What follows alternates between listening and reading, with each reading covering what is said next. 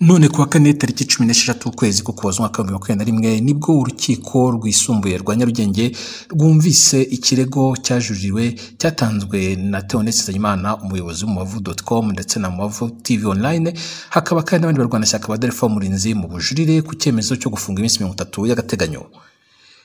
Ubwo urubanza rwabanishwaga i Nyamirambo mu buryo butari bwitezwe, mu buryo bwatunguranye kandi butari busanzwe, umutekano urinzwe bikomeye, abapolisi n'abacungagereza benshi bafite intwaro kandi baboneka impande zose.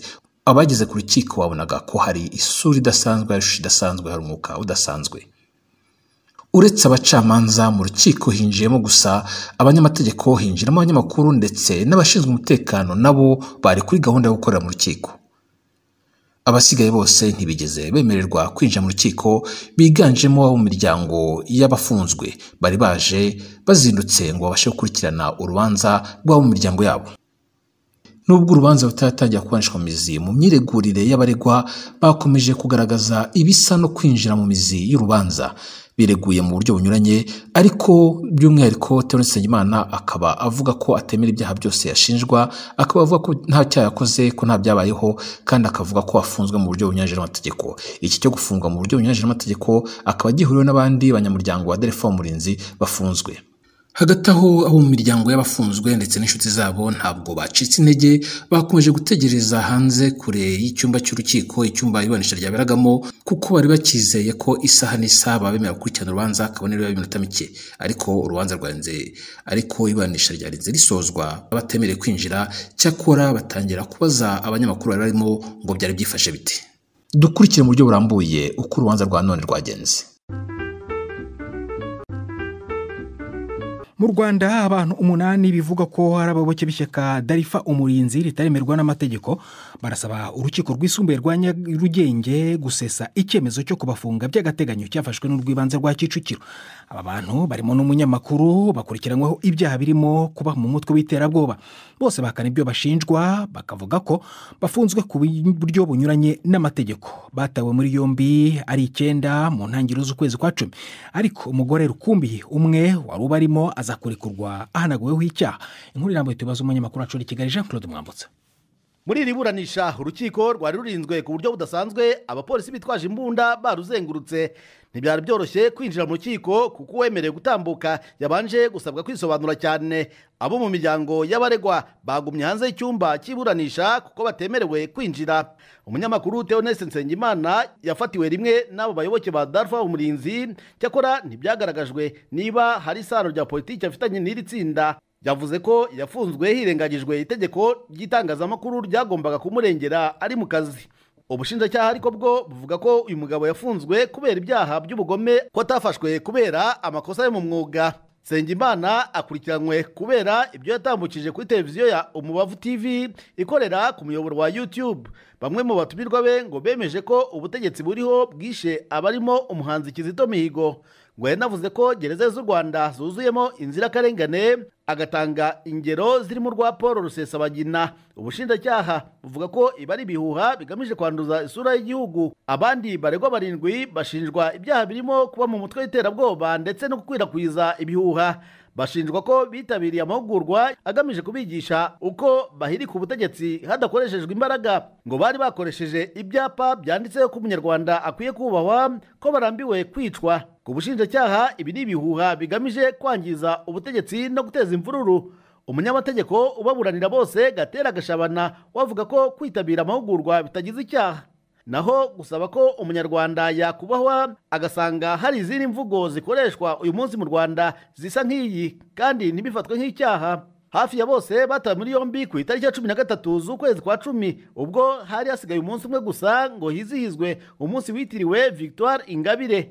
Iyi mihango ngo yagombaga kunyura kuri televiziyo umubavu ya Theoneste Nsengimana.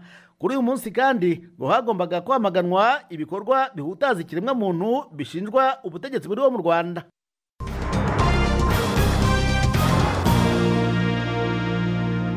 Mu Rwanda sentare nkuru ya Nyarugenge yaburanishije urubanza rwungurujwe rw'abanywanyi b'umugambwe Dalpha Umurinzi utaremerwa mu mategeko, basaba gufungurwa vy'agateganyo bakaburana bari hanze. Eric Bagirubusa yari muri sentare. Kuva mu marembo kagera mu cyumba cy'urukiko rwisumbuye rwa Nyarugenge, umutekano wari wakajijwe mu buryo budasanzwe mu zindi manza. Inguni z'urukiko hafi ya zose zari zagoteshejwe abapolisi ndetse n'abacungagereza bafite imbunda. Kwinjira mu cyumba cy'urukiko nabyo byasabaga ibisobanuro byinshi, kandi uwinjira akabazwa n'abantu batandukanye. Mu myiregurire, umunyamakuru Theoneste Nsengimana watindanye ijambo agaragaza impamvu zamuteye kujurira icyemezo kimufunga by'agateganyo, yavuze ko afunzwe binyuranije n'amategeko. Asobanura ko inzego z'umutekano zagiye kumuta muri yombi zirengagije ko ari umunyamakuru. Avuga ko zagombaga kujya kumutwarana n'ibikoresho bye zibanje kugaragaza icyemezo cy'urukiko kizemerera uburenganzira. Nsengimana yavuze ko ifungwa rye ritamutunguye kuko hari abantu bari bamaze iminsi bandika ku rubuga rwa Twitter bamusabira gufungwa. Akomeza gushimangira ko nta byaha yakoze ahubwo azira akazi ke nk'umunyamakuru wigenga. Umuyobozi wa umubavu.com na Umubavu TV yabwiye urukiko ko yabajijwe ku biganiro byose agirana n'umunyapolitiki Victoire Ingabire kugeza ku mazina ya Ingabire yanditse muri telefone. Yabwiye urukiko ko uburenganzira bwe nk'umunyamakuru bwahonywe kandi ko nta bushishozi na bucyo urukiko rwashyize mu kumufunga by'agateganyo. Yasoje asaba urukiko gushingira ku ngingo z'amategeko rukamurekura nta mananiza. Umunyamategeko Gatera Gashabana umwunganira nawe yavuze ko kugeza ubu afunzwe mu buryo bunyuranije n'amategeko. Aravuga ko bitumvikana uburyo ubushinjacyaha bwasobanura ko Nsengimana aregwa ibyaha bidafitanye isano n'umwuga we bwarangiza bugafatira ibikoresho bye by'akazi. Nawe aravuga ko ibyakozwe byose bitakurikije amategeko, agasaba urukiko kumurekura. Ubushinjacyaha busobanura ko umunyamakuru Nsengimana afunzwe mu buryo bwubahirije amategeko kandi ko naho umunyamakuru agira ubudahangarwa. Buravuga ko butigeze bumubaza aho yakuye ibiganiro yatangaje, ahubwo ko bwamubajije kubikubiye muri ibyo biganiro. Ubushinjacyaha buramurega ko hategurwaga isabukuru y'umunyapolitiki Victoire Ingabire yafungiweho izwi nka Ingabire Day. Yatangaje ko mu Rwanda hari abafungiwe ubusa barimo Paul Rusesabagina, Yvonne Damange, Deo Mushayidi, Aimable Karasira, Christopher Kayumba n'abandi. Bavuga kandi ko yatangaje ko umuhanzi Kizito Mihigo yishwe n'ubutegetsi. Ku bushinjacyaha umunyamakuru yararengereye yirengagiza ibyemezo by'inkiko n'ibyatangajwe n'ubutegetsi ku rupfu rwa Kizito. Ubushinjacyaha buvuga ko agomba gukurikiranwa nk'umuntu watangaje impuha zibangamiye ituze rya rubanda. Bwamusabiye gukomeza gukurikiranwa afunzwe kuko mu magambo yabwo ibyaha yakoze n'iby'ubugome. Ku bayoboke b'ishyaka Dalpha Umurinzi bariregura mu buryo bujya kuba bumwe. Nabo baravuga ko bafunzwe mu buryo bunyuranije n'amategeko kandi ko nta mpamvu zikomeye umucamanza wa mbere yashingiyeho abafunga by'agateganyo mu gihe cy'iminsi 30. Icyo hafi ya bose bagarutseho ni uruhuri rw'amakosa bavuga ko yakozwe n'umucamanza mu rukiko rw'ibanze rwa Kicukiro mu cyemezo kibafunga by'agateganyo. Ku munyamategeko Gatera Gashabana wunganira itsinda ry'abaregwa, ibyo ubwabyo urukiko rwajuririwe rwagombye kubishingiraho rugahita rubafungura. Ubushinjacyaha bwo bukavuga ko amakosa yakozwe mu cyemezo cy'umucamanza yoroheje, bityo ko azakosorwa n'urukiko ruburanisha ubujurire bw'uru rubanza. Abarwanashyaka ba Dalpha Umurinzi hafi ya bose baregwa ko bakoze amahugurwa mu buryo bw'ikoranabuhanga agamije kubatoza uburyo bwo guhirika ubutegetsi bw'igitugu mu mahoro bitanyuze mu ntambara. Ubushinjacyaha bubarega ko ku munsi wa Ingabire Day bari bateguye kuba bafite ibyapa byanditseho amagambo agira ati umunyarwanda yubahwe. Hari kandi amagambo baregeshaho bwemeza ko bavugaga ko barambiwe kwicwa, gushimutwa, gufungwa, kuburirwa irengero n'imisoro ihanitse ku butaka. Bukavuga ko ntacyo byafasha rubanda na cyane ko ntawabibatumye. Ibyari ku munyamategeko ubunganira agasanga nk'uko amategeko yemerera buri wese gutanga ibitekerezo mu bwisanzure, uwabikora cyangwa akabibona bitakabaye icyaha. Abaregwa bagiye muri ayo mahugurwa bakavuga ko icyo bari bagamije ari uburyo bwo gukemura amakimbirane mu mahoro. Barangajwe imbere na Bwana Sylvain Sibomana ufatwa nka kizigenza w'itsinda ryabo muri Dalpha. Bose uko ari 8 ubushinjacyaha bakurikiranyeho ibyaha 5 byo kurema umutwe w'abagizi ba nabi, guteza imvururu cyangwa imidugaro muri rubanda n'ibindi. Ubitegereje ku masura barakomeye, ariko ibyo bavuga mu rukiko byo bisobanura ikinyuranyo kibigaragara inyuma. Baravuga ko kuva bafungwa bamwe barara bahagaze kubera kubura aho barambika umusaya.